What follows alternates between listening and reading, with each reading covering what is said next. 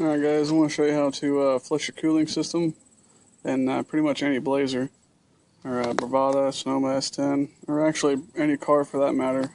Same thing applies for everything pretty much. But what you want to do is get you some super cleaner and flush. You don't have to be that exact brand or anything, just get you some flush. I took my radiator out because I had to do a harmonic balancer and whatnot. It was easier to take it out, and I wanted to see, it's over there, but I wanted to flush it out with a garden hose and whatnot too. Just a bunch of gunk came out actually. So I wanted to do that, but you don't have to. All you really have to do is find your thermostat, and mine is right here. And on the newer motors of these Blazers, they're actually up top here. They're a lot easier to get to.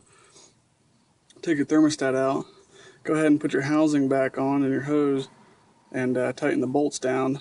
You know, you don't have to cinch them down too tight, or don't even put a gasket in there, just take the thermostat out. And pretty much, while your radiator's still in and everything's hooked up, and fill it up with water and your flush, and let it run for about 10 or 15 minutes, and then drain it. You can pull there should be a drain plug on your radiator somewhere. Mine happens to be on this side. Drain it, and then after it's done draining, go ahead and put the drain plug back in and fill it back up with water, and then run it again, drain it, and then actually you can just leave the drain plug open this time and leave your radiator cap off, and just put your hose on it and just keep putting water in it as it's running to flush the entire system. And also your reservoir, you might have to take that out, but this one's kind of difficult, so I'm just going to flush it out with water. I'm just going to keep putting water in there until it's all gone, and it's nice and clear, and then somehow drain it. And that's pretty much it. You just take it, and then after you get it all drained and all the water is nice and white coming out, take your thermostat housing off, put your thermostat back in. Go ahead and, while you're at it, put a new thermostat in it, and hook everything back up and fill it up with coolant, and let it burp out, let it burp the air out and whatnot, and just keep adding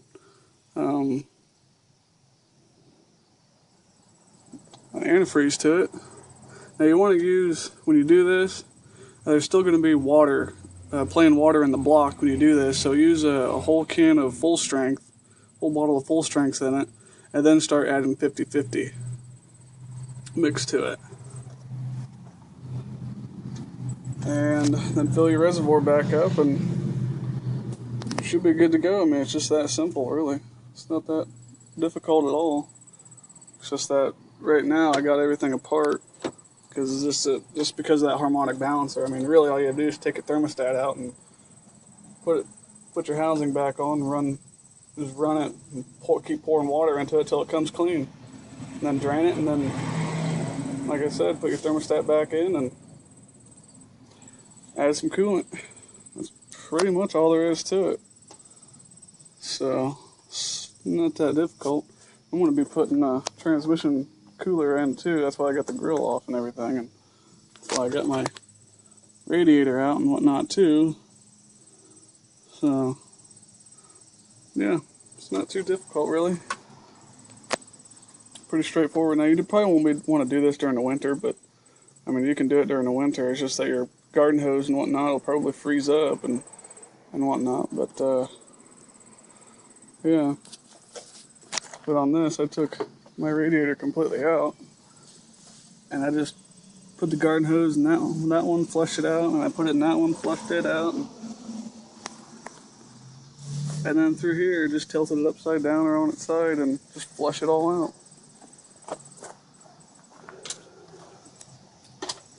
So, yeah, that's how you flush a cooling system in a car. And you can also flush your heater core, as well. You just take these hoses off and then back flush your heater core out with a garden hose. You can do that too if if your heater core is clogged. Um, but yeah, just follow the instructions on the flush, and that pretty much tells you what to do. I always like taking the thermostat out because you get a lot more out that way, and it turns out a lot better. So,